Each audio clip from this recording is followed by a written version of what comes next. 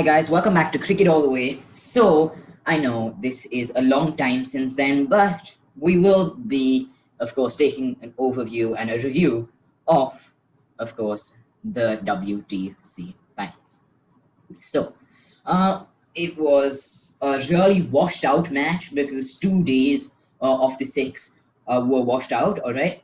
And I know you're thinking, 6 days? What now?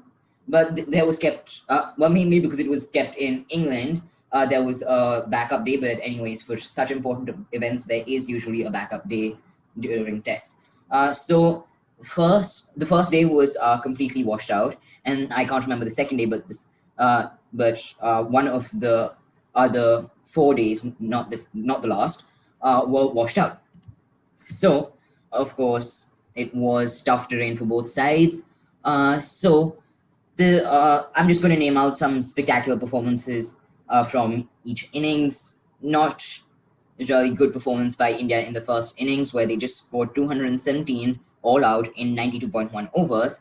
But shout out to Kyle Jameson, who in 22 overs took 12 maidens, gave 31 runs, and took 5 wickets. So that was, of course, an awesome performance. Then in New Zealand's first innings, they scored 249 all out in 99.2 overs, and Conway got 54.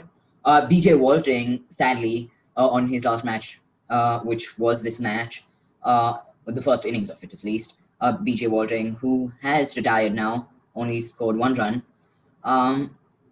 And for India's bowlers, well, there's a main shout out to Mohammad Shami, who took 4 wickets in 26 overs, gave 8 maidens, well, took 8 maidens, but sadly gave 76 runs. Then moving on to India's second innings of batting, they scored 170 all out in 73 overs. Again, not a great score for finals. Again, not too many great performances. So for the bowlers, Tim Southee got 4 wickets in 19 overs, took 4 maidens, and gave 48 runs. And New Zealand's second innings was pretty smooth. I was hoping, because I live in India and India is my favorite team, that they would somehow pull it off, but of course they won't be able to.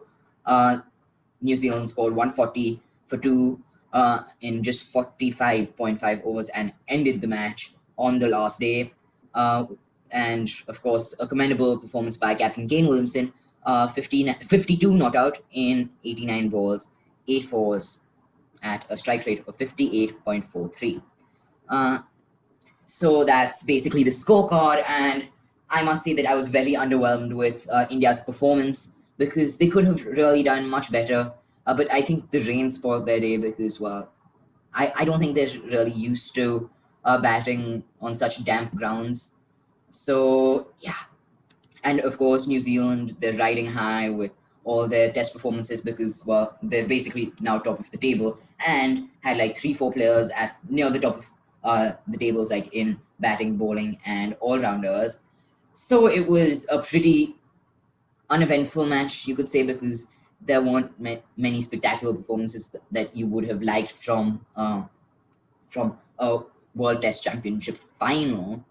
But it was otherwise a nice match to watch, and of course, everybody would want to know who is best. So, yeah, that's it from my side here.